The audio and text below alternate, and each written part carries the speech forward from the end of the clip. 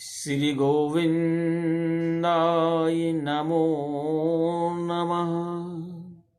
श्री वासुदेवाय नमो नमः।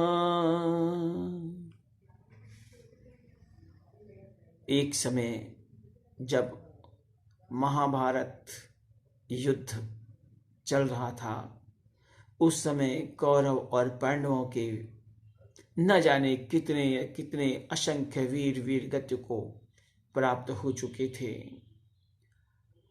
दुर्योधन के पैर टूट चुके थे। भीम महागदाधर अपनी गदा से अपने शत्रु को परास्त कर चुके थे।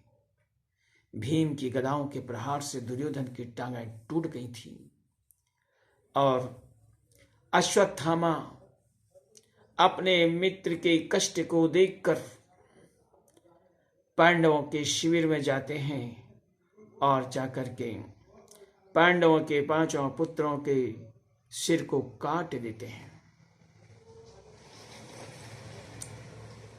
माता का हृदय जब अपने पुत्र को इन अवस्थाओं में देखता है तो विह्वल हो जाता है। ऐसी अवस्था को देख करके द्रौपदी तो क्या, जर्रा जर्रा भी रोने लगता है। ऐसा महान दुख अपने बच्चों को कांटा भी गड़ता है तो उससे ज्यादा दर्द मां के हृदय को होता है। मां जो अपने बच्चे को कौन बनाकर जिस बच्चे के मुंह में दाना डालती है, अपने बच्चे को उंगली पकड़कर चलना सिखाती है। पहली बार जब बच्चा मां कहता है तो मानो उसे सारी दुनिया का खजाना मिल जाता है। ऐसी प्रसन्न होती है मां, वो मां जो संसार में एक बच्चे के लिए भगवान से कम नहीं होती। ऐसी मां जो करुणा का अथाह सागर है। उस मां ने जब देखा उसके बच्चों की लाश पड़ी हुई है, मां की बुद्धि काम करना बंद कर देती है। आंखें खुली की खुली रह जाती हैं। कभी रोती है, कभी बिलखती है और कभी मूर्छित होकर गिर जाती है। द्रौपदी की ऐसी व्याकुल अवस्था को देख करके उस स्थान के मनुष्य तो क्या, पशु पक्षी का हृदय भी दुख से भर जाता है। कोई किसी से कुछ कह नहीं पाता। सभी की आंखें अश्रुपूरित होती हैं। द्रौपदी कभी इस बच्चे के शरीर पर हाथ लगाती है, कभी उस बच्ची के सीने पर अपना सिर रखकर और रोने लगती है। हाय पुत्र, मेरे बच्चे, मेरे बेटे, कहती कहती और आवाज रुक जाती है। गला रुंध जाता है, मुंह से आवाज आना बंद हो जाती है।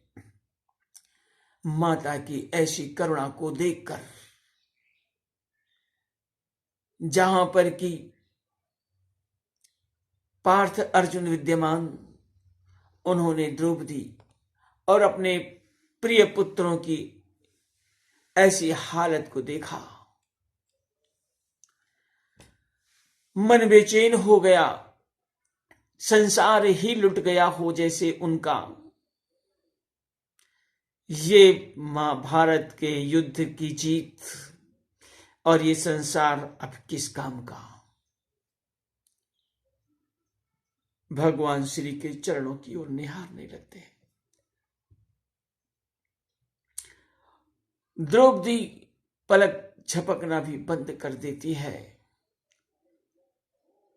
द्रौपदी के ऐसे खुले हुए केशों को देखकर, सूजी हुई आंखों को देखकर अर्जुन का रोम रोम दुख से व्याकुल हो जाता है और अर्जुन प्रतिज्ञा करता है कि जब तक मैं उस सत्ताई के सिर को काट कर अलग ना कर दूं, तब तक इन बच्चों का अंतिम संस्कार ना करूंगा।